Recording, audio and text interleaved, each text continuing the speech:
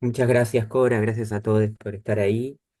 Bueno, a esta presentación la titulé algo así como dice ahí en la pantalla, El mundo kafkiano en el teatro argentino contemporáneo. En realidad, estoy pensando en dos casos modelo, dos ejemplos que funcionarían como análisis de casos de dos obras, una de Daniel Veronese y otra de Maricel Álvarez y Emilio García Huevi, pero que en sus tópicos pueden albergar eh, o en la manera de abordarlo, pueden albergar, digo, a varias otras obras, varios otros casos, ¿no?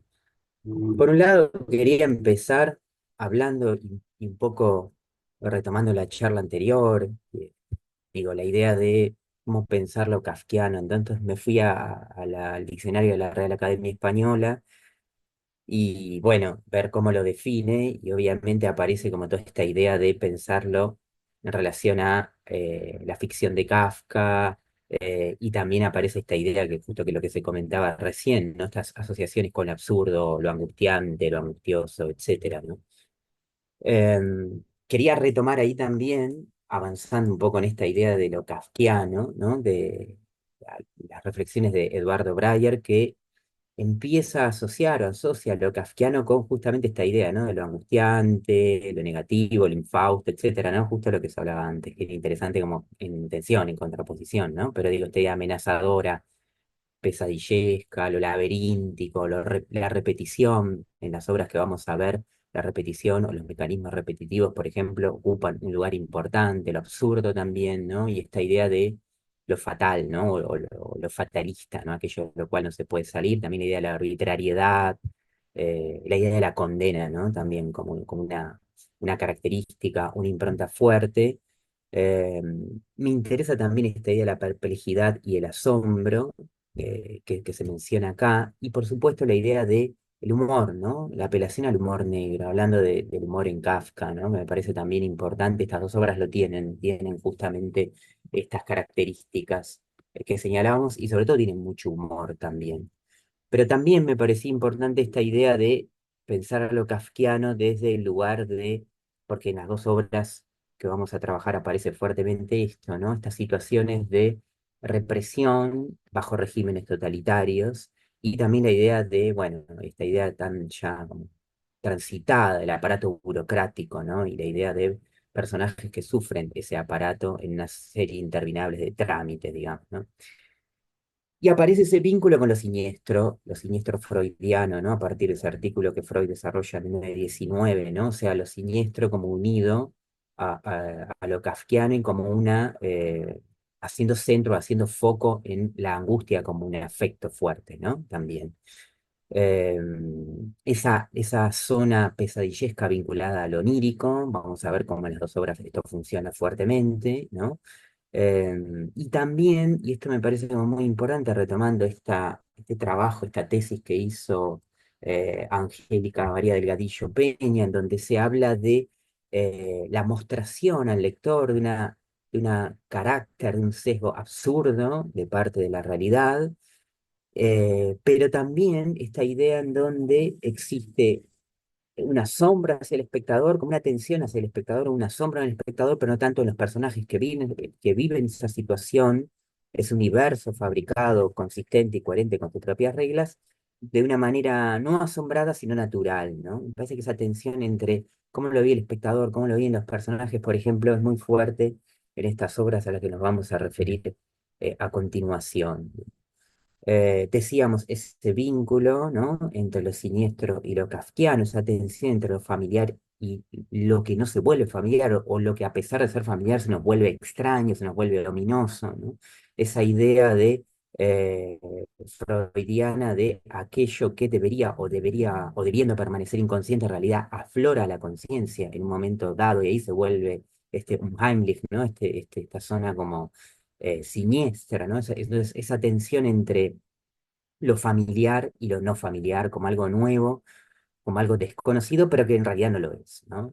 Entonces, esta idea de lo kafkiano como una variante de lo siniestro eh, me parece interesante como para pensar como un tópico recurrente en ciertas obras del teatro de Argentina, que trata de abordar lo kafkiano.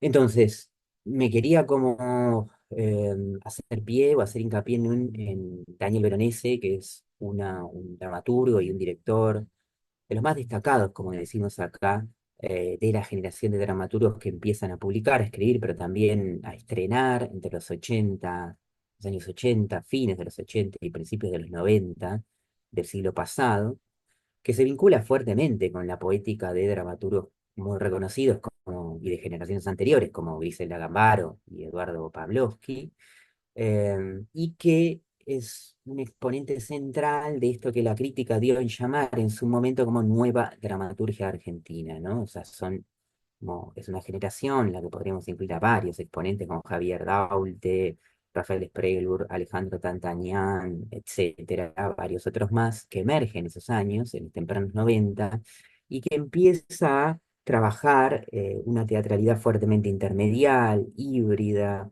que bebe de otras fuentes alejadas o de otras disciplinas artísticas y no solamente artísticas, si pensamos en la ciencia y en la tecnología, pero también en las artes visuales, en la performance, en la literatura, etcétera, para construir teatro. Entonces empieza a trabajar con ese lugar de intermedialidad, ¿no? Y también esta idea de trabajar obras abiertas, ¿no? Obras experimentales en ese sentido, y ahí tenemos también ese fuerte vínculo con la dramaturgia de Gambara y de Pavlovsky, que en los 60 empiezan a desarrollar ese vanguardismo, ¿no? Esa idea de experimentalismo vanguardista que podemos decir que autores como Daniel Veronese continúan, llevan adelante, resignifican y potencian, ¿no? Entonces, es este teatro también, ¿no? Que trabaja de una estructura familiar, de una estructura reconocible, pero que empieza a extrañar, que empieza a enajenar, ¿no? Que empieza a trabajar en una clave más siniestra, volviendo un poco a esa terminología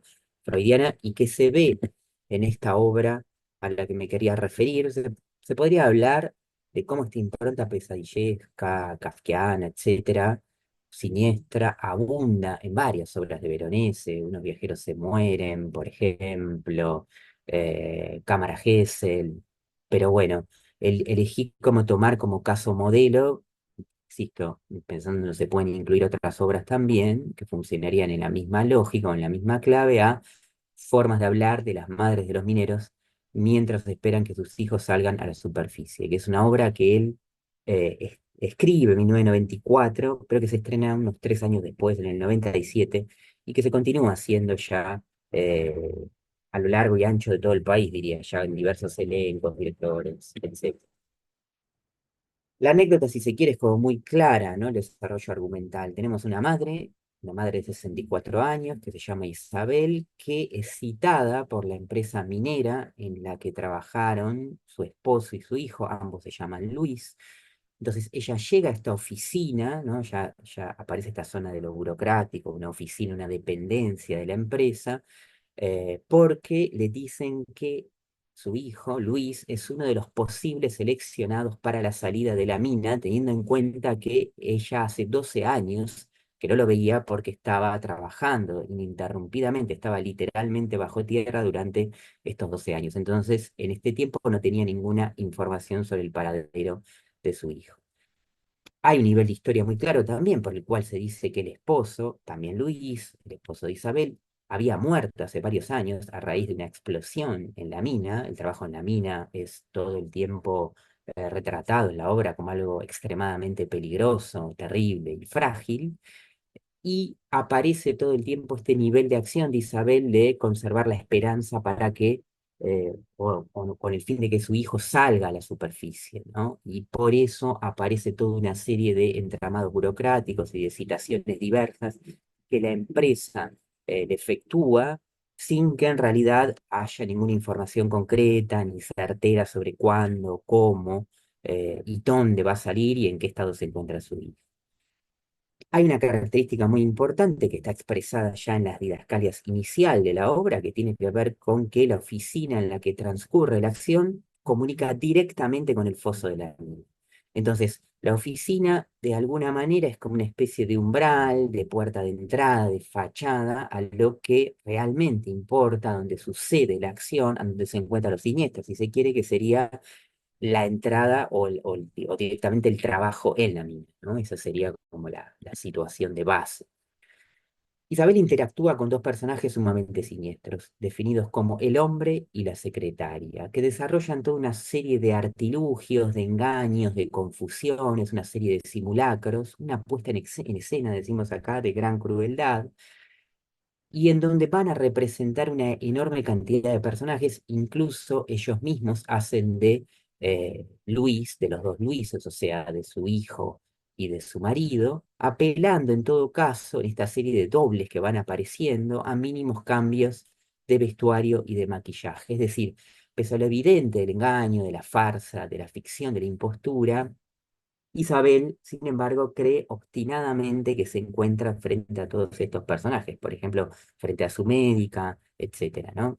Digo, aparece entonces esta situación de justamente un artificio muy evidenciado, como muy claro, eh, una perplejidad por parte del espectador, un asombro por parte del espectador, pero no por parte del personaje, un poco como lo que decíamos antes, ¿no? También esta idea me parecía interesante como para caracterizar algo de lo kafkiano, ¿no? Y por supuesto aparece ese clima pesadillesco, opresivo, etcétera, un sistema que tiene reglas que no se nos dan a conocer o se nos dan a conocer de una manera muy opaca, muy cifrada, muy alusiva, que remitirían a esta suerte de imaginario. Entonces, es interesante ahí en ese punto lo que dice Jorge Dubati cuando dice que esta obra de Veronese puede pensarse como la reelaboración poética de una pesadilla de él, pero una pesadilla que se ancla, se ampara en la vigilia y también en la lucidez, en la que el propio Veronese procesa datos que tienen que ver con la realidad cotidiana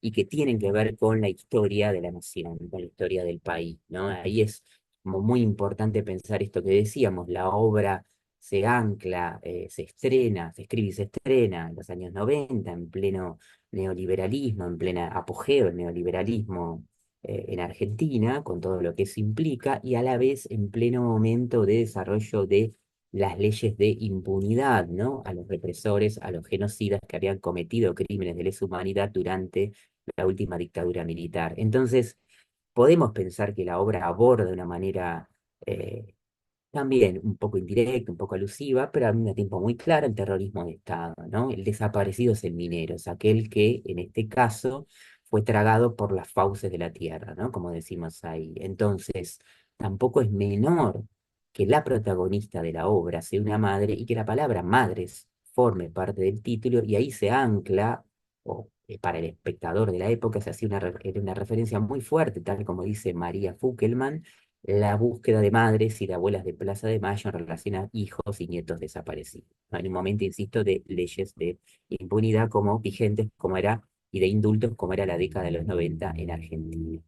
Tenemos esta zona en donde tenemos este desdoblamiento, si se quiere, de personajes que encarnan o que representan un poder totalitario, pero que a su vez son engranajes de una maquinaria que los trasciende.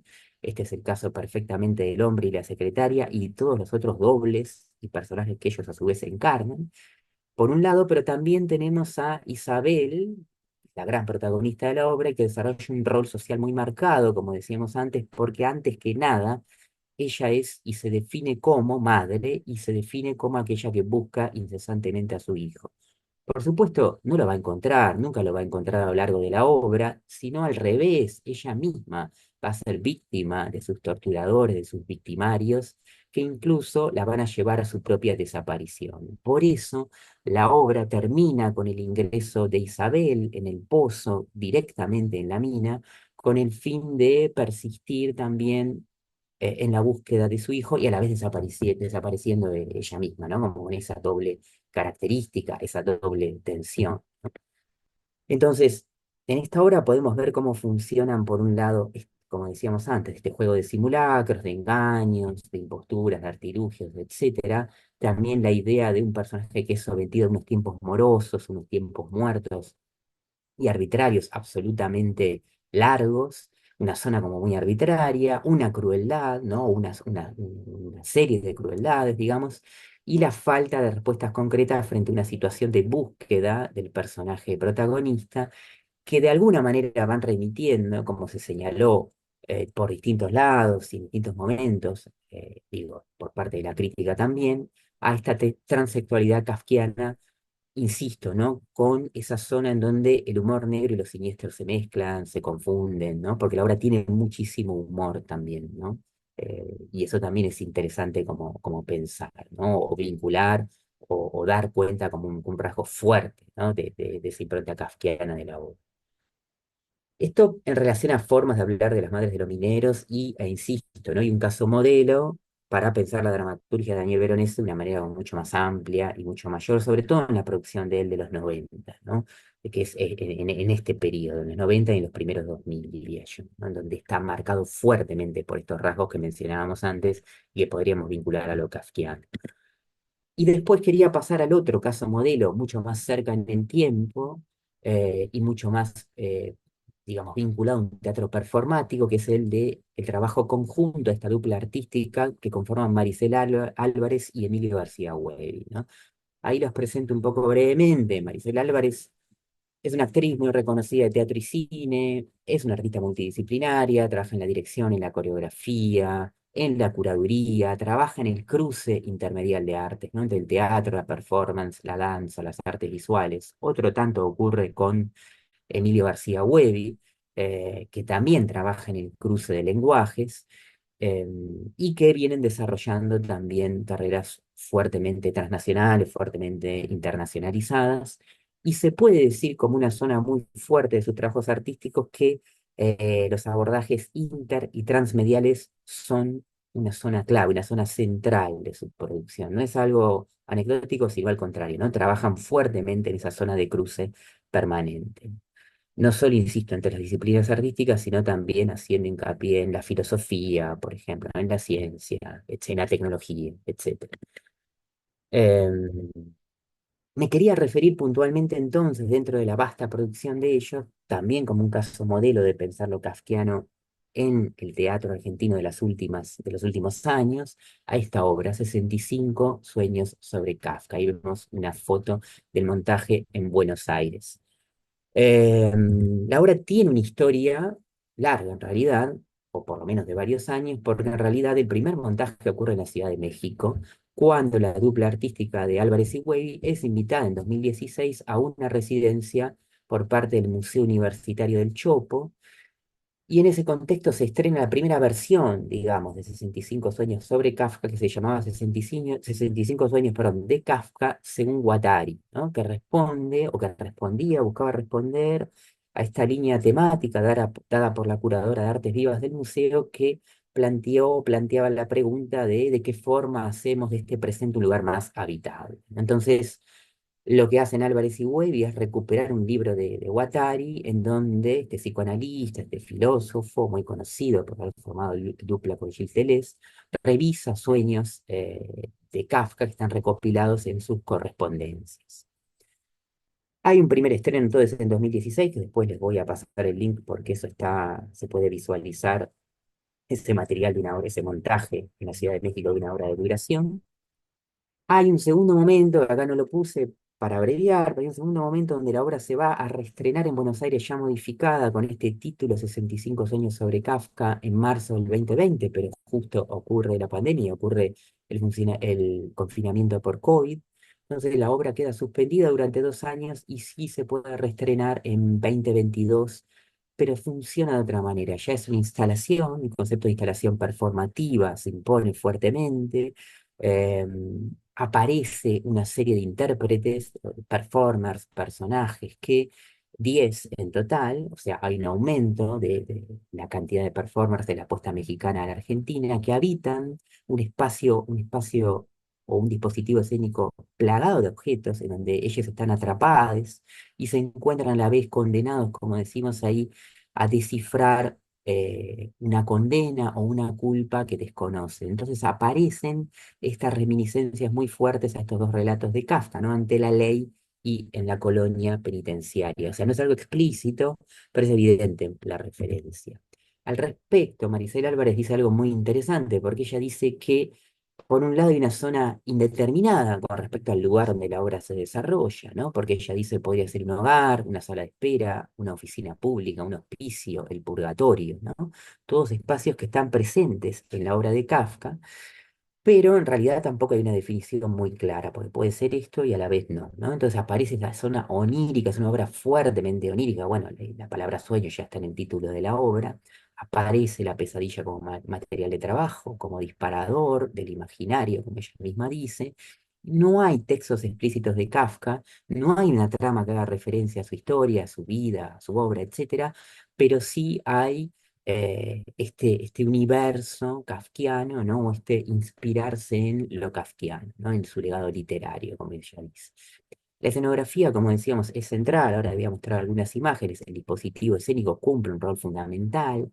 Hay una cantidad enorme de objetos esparcidos a lo largo de la escena que va a configurar una narrativa absolutamente extrañada, unos intérpretes que desarrollan movimientos coreográficos repetitivos, mecánicos, con distintos grados de intensidad, de velocidad y de ritmo, pero que van configurando una suerte de sistema que los determina, del cual o de los cuales ellos forman parte de un engranaje, pero que a su vez, digamos, como si formaran parte de un orden mayor, esta idea, ¿no? Que funciona como ley, que funciona como destino, y al mismo tiempo esta estructura de cada uno de los intérpretes a su turno se acercan a un micrófono frontal a público y narran una suerte de sueño, una estructura onírica, un sueño, mientras los demás van desarrollando estas acciones físicas muy contundentes.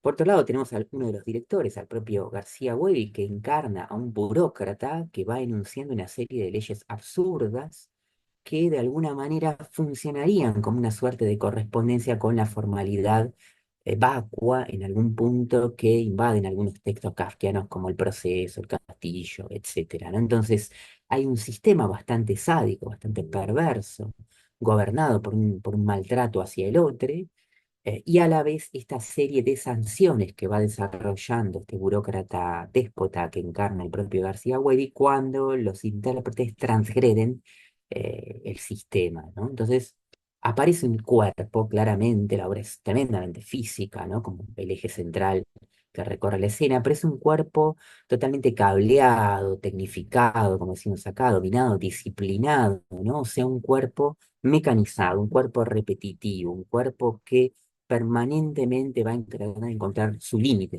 físico, ¿no? Y esta idea de la duermevela, que también me parece interesante, ¿no? Que desarrollan fuertemente en esta obra, ¿no? O sea, esta idea de esa zona de indeterminada entre la vigilia y el sueño, ¿no? Y el sueño y la vigilia, ¿no? Que es una zona limítrofe, liminal, ¿no? Entre lo consciente y lo inconsciente. Y en ese purgatorio, retomando las palabras de Maricela Álvarez, es donde parecería desarrollarse la obra.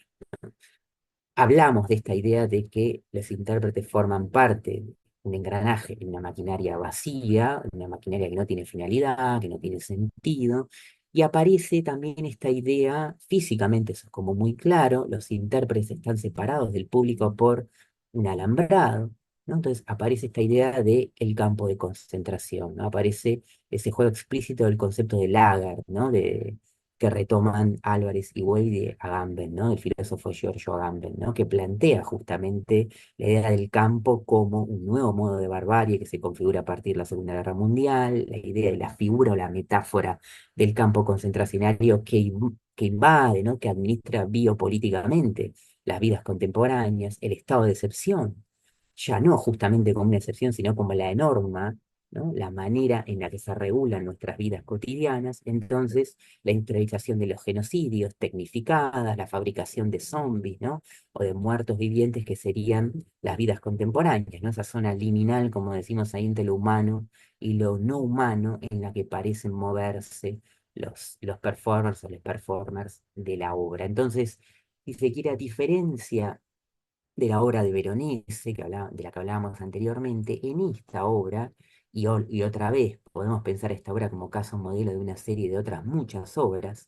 por ejemplo, de Álvarez y Güell, lo kafkiano va a ser invocado, va a ser convocado para narrar esta administración biopolítica de la vida contemporánea, para narrar de alguna manera los horrores del siglo XX, ¿no? Acá tenemos una captura del siglo XX, no, perdón, siglo XXI, ¿no? Y acá tenemos, decir, una captura de pantalla de la obra. Un poco como para cerrar, digo, aparece como esta idea, ¿no? Estas dos grandes operaciones que podemos retomar en estas obras para pensarlas también más allá de estas obras. En la obra de Veronese, lo kafkiano, entonces aparece unido dramatúrgicamente a esta serie pesadillesca, ¿no? Que es recurrente en la historia argentina, que por un lado se ancla en la última dictadura cívico-militar, pero también en el saqueo neoliberal de los años 90, que evidentemente, y hoy más que nunca, evidentemente en Argentina siguen tensionando sobre la postdictadura de nuestros días. Y por otro lado, en la instalación performativa de Álvarez y García Huevi, lo que se ve es esta resignificación de la figura de lo siniestro, que como decíamos antes, nos gobierna biopolíticamente en este siglo XXI maquínico, tecnificado, algoritmizado, no sé, lo diría así, ¿no? Pero entonces tenemos esta idea de trabajando intermedialmente, ¿no? Digo, el teatro, la performance, la literatura, las artes visuales, yo diría ahí también agregaría la ciencia, la tecnología, son invocadas en estas encrucijadas en las que se juegan los escenarios intermediales del teatro argentino de hoy, ¿no? Aparece un poco esa cuestión, ¿no?